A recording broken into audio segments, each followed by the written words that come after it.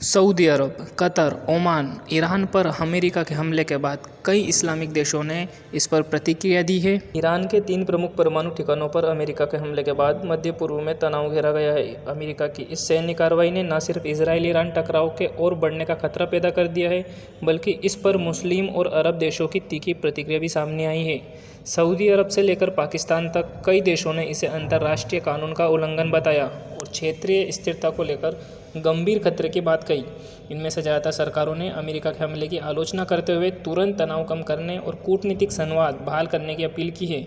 इन बयानों में अंतर्राष्ट्रीय नियमों के पालन की मांग की गई है। सऊदी अरब ने ईरान के परमाणु ठिकानों पर अमेरिका के हमले को लेकर गहरी चिंता जताई है और इसे ईरान की संप्रभुता का उल्लंघन बताया है। उसने तनाव को रोकने और राजनीतिक समाधान की दिशा में वैश्विक कोशिशों की जरूरत पर जोर दिया है। सऊदी अरब के विदेश मंत्रालय ने एक एक्सपोर्ट में लिखा है, सऊदी अरब इस्लामी गणराज्य ईरान में हो रहे घटनाक्रम को लेकर गहरी चिंता के साथ स्थिति पर नज़र बनाए हुए हैं, विशेषकर अमेरिका की तरफ से ईरानी परमाणु ठिकानों को निशाना बनाए जाने को लेकर। बयान में आगे कहा गया है, सऊदी अरब 13 जून 2025 को जारी अपने बयान की बात दोहराता है, जिसमें इस्लामी गणराज्य ईरान की संप्रभुता के उल्लंघन की आलोचना की गई थी। सऊदी अरब अंतर्राष्ट्रीय समुदाय से भी अपील करता है कि इस बेहद संवेदनशील समय में अपनी कोशिशों को तेज करें ताकि संकट का राजनीतिक समाधान निकल सके और क्षेत्र में सुरक्षा और स्थिरता हासिल करने के लिए एक नया अध्याय शुरू किया जा सके। कतर ने भी ईरानी परमाणु ठिकानों पर अमेरिकी हमला की वजह से स्थिति के बिगड़ने पर जोखिम जताते हुए क्षेत्रीय तनाव को लेकर गहरी चिंता जाहिर की है। उसने सभी सैन्य अभियानों को तुरंत रोकने की अपील की है।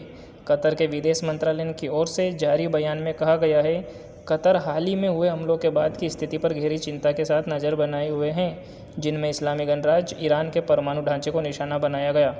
विदेश मंत्रालय ने यह भी कहा है, क्षेत्र में मौजूदा खतरनाक तनाव क्षेत्रीय और अंतर्राष्ट्रीय स्तर पर विनाशकारी परिणामों की ओर ले जा सकता है।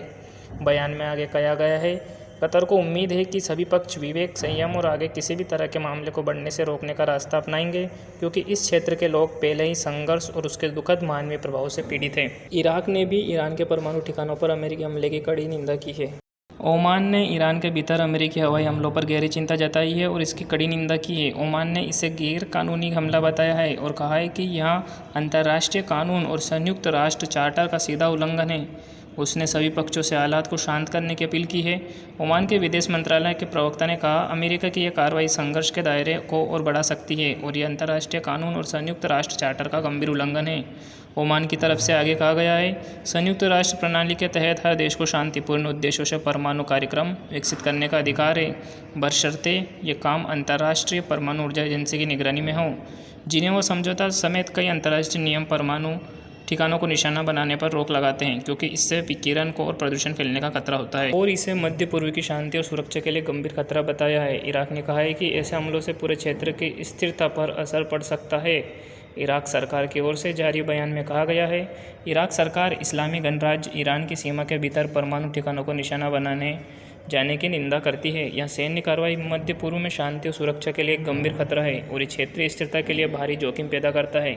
आगे बयान में कहा गया है, इराक अंतर्राष्ट्रीय संबंधों में बल प्रयोग के खिलाफ है और सभी देशों की संप्रभुता और उसकी जरूरी संरचनाओं की सुरक्षा का पक्षधर है, खासकर वो सुविधाएं जो शांतिपूर्ण उद्देश्यों से परमाणु ऊर्जा एजेंसी की निगरानी में चल रही है। मिस्र ने भी चेतावनी दी है कि इस हमले के बाद अब इस क्षेत्र में अराजकता और तनाव के बढ़ने का खतरा पैदा हो गया है। मिस्र ने इस बात पर जोर दिया कि मौजूदा स्थिति में सैन्य समाधान नहीं, बल्कि राजनीतिक समाधान और कूटनीतिक बातचीत से संकट से बाहर निकलने का रास्ता खोजा जाना चाहिए।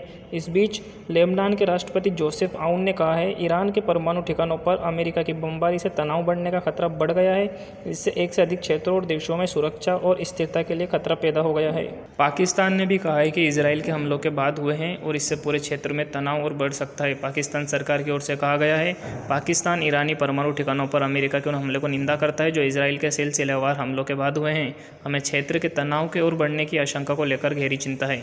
बयान में आगे कहा गया है कि हम दोहराते हैं कि ये हमले अंतर्राष्ट्रीय कानून के सभी मानकों का उल्लंघन है और ईरान को संयुक्त राष्ट्र चार्टर के तहत आत्मरक्षा का वैध अधिकार प्राप्त है।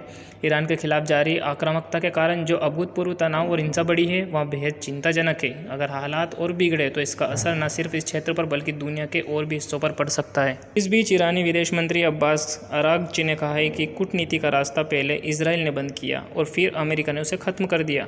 उन्होंने सोशल मीडिया पर लिखा, बीते सप्ताह हम अमेरिका के साथ बातचीत कर रहे थे जब इसराइल ने हमला कर कूटनीतिक का रास्ता बंद करने का फैसला किया। इसके बाद अराक्ची ने लिखा, इस सप्ताह यूरोपीय मुल्कों और यूरोपीय संघ के प्रतिनिधियों के साथ बातचीत हो रही थी और इसी बीच अमेरिका ने कूटनीति का रास्ता बंद करने का फैसला किया।